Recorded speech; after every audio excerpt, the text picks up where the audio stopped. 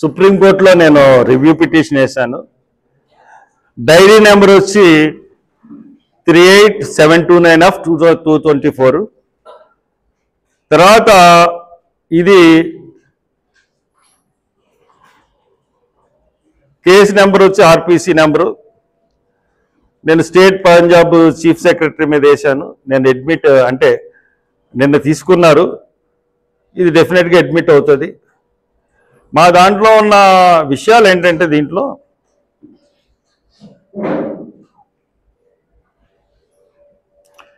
అంటే తీర్పుని రివ్యూ చేయమంటున్నాను. దీంట్లో 341 ప్రకారం ఎట్టి పరిస్థితుల్లోనూ రాష్ట్రపతి కానీ కేంద్ర మంత్రివర్గం కానీ విభజించకూడదు. పార్లమెంట్ ఒకటే. రాజ్యాంగ తీర్మానం ద్వారా 341 మార్పించవచ్చు. 341 అర్థాన్ని మార్చేయడానికి మీకు ఎవరు హక్కు ఇచ్చారు? సుప్రీంకోర్టుకి 341 మార్చడానికి మీకు అధికారం ఎవరు ఇచ్చారు? మీరు రాష్ట్రాలకి అధికారం ఇస్తే రాష్ట్రాలు ఈ అధికారంతో వర్గీకరణ చేయగలవు. 341 అమెండ్ చేయడానికి రాష్ట్రాలకు అధికారం లేదు కదా. మరి రాష్ట్రాలు ఏ విధంగా అమెండ్ చేస్తాయి 341 అంటే no change in the SC STs. 341 and 342 main ఆ రీజన్తో నేను వేయడం జరిగింది. తర్వాత ఈ షెడ్యూల్ కులాల్లో అన్ని కులాలకి కూడా సమాన హక్కులు కావాలి అన్న ఉద్దేశం మీద నేను వేశాను. ఇది ఇంతకుముందు ఉన్న పరిస్థితి యథాతథంగా కొనసాగించాలి. వెనకబడిన వర్గాలకి స్పెషల్గా కొన్ని హక్కులు కల్పించబడాలి అని నా పిటిషన్ వేశాను. డెఫినెట్గా అడ్మిట్ అయ్యి ఎన్ని అవుతుందని చెప్పి ఆశిస్తూ సెలవు తీసుకున్నాను. మీరు ఎన్ని క్వశ్చన్స్? న్యాయ వ్యవస్థకి భిన్నంగా మాట్లాడకపోతే న్యాయ వ్యవస్థ రాజ్యాంగానికి అతిక్రమించి తీర్పిస్తే, రాజ్యాంగాన్ని అతిక్రమించి తీర్పిస్తే దేన్నన్నా ఎండగట్టగలిగే కెపాసిటీ ఉన్నవాడు హర్ష్ కుమార్. సుప్రీంకోర్టు ఇచ్చిన తీర్పు బయటకు రాకుండానే విమర్శించిన మొట్టమొదటి వ్యక్తి భారతదేశంలో హర్ష్ కుమార్. నేను ఏదైతే చెప్పానో డిఫర్ అయిన బేలా త్రివేది అదే చెప్పింది.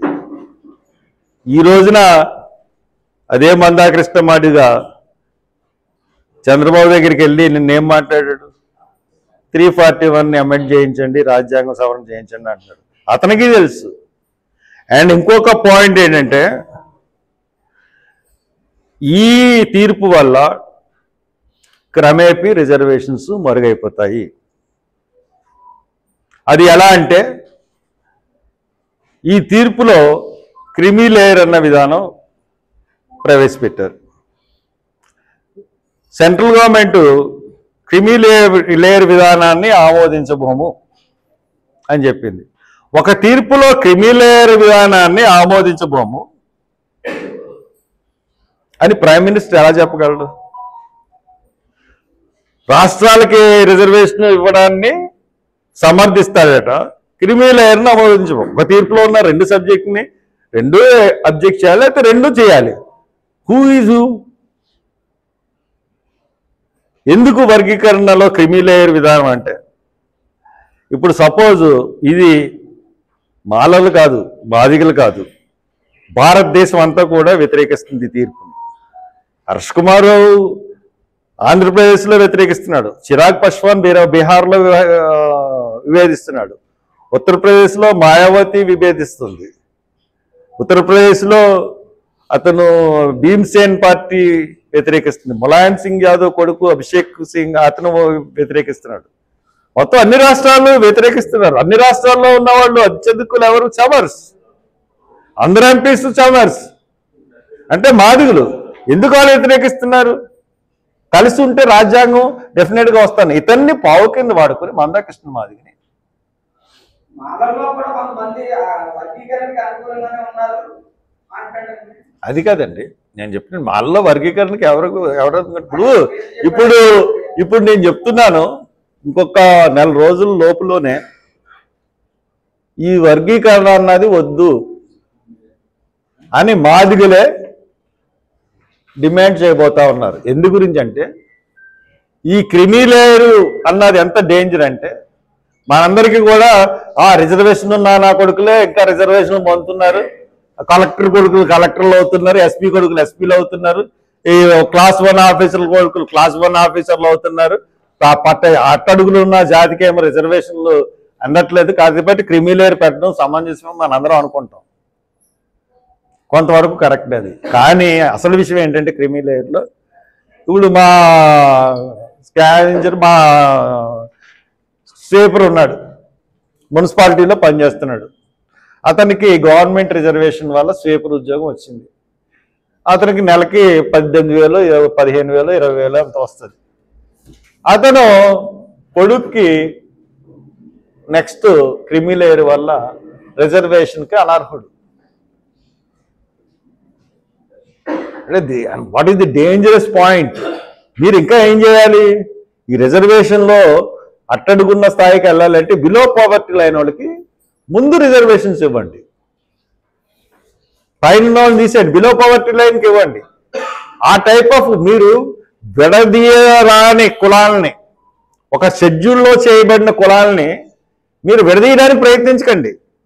విడదీయకుండా క్రిమిలేయర్ లేకుండా అట్టడుగున్న వాళ్ళకి ఫస్ట్ ప్రిఫరెన్స్ ఇచ్చి అలాగా ఆ ప్రిఫరెన్స్ని పై వరకు తెలుసుకుంటే వెళ్ళండి. Not the merit.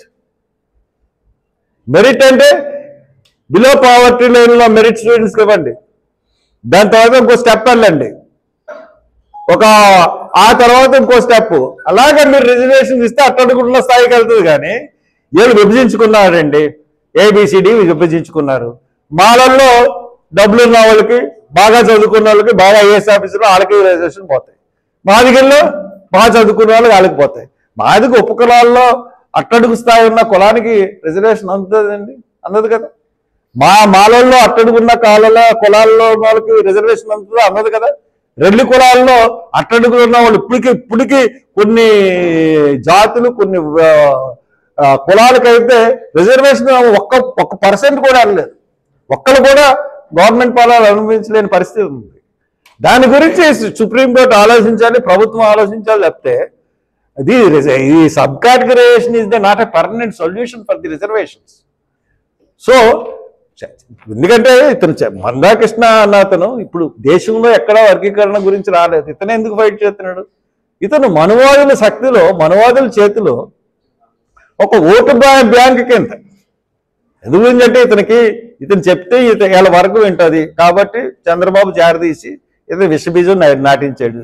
దాన్ని గుర్తించి ఒక క్యాస్ట్ మీటింగ్ విశ్వరూప సభకి ఎవడన్నా ప్రైమ్ మినిస్టర్ అన్నవాడు, ఎవడన్నా బుద్ధి ఉన్నవాడు, జ్ఞానం ఉన్నవాడు ఎవడన్నా ప్రైమ్ మినిస్టర్ ఒక కుల మీటింగ్ వెళ్తాడండి?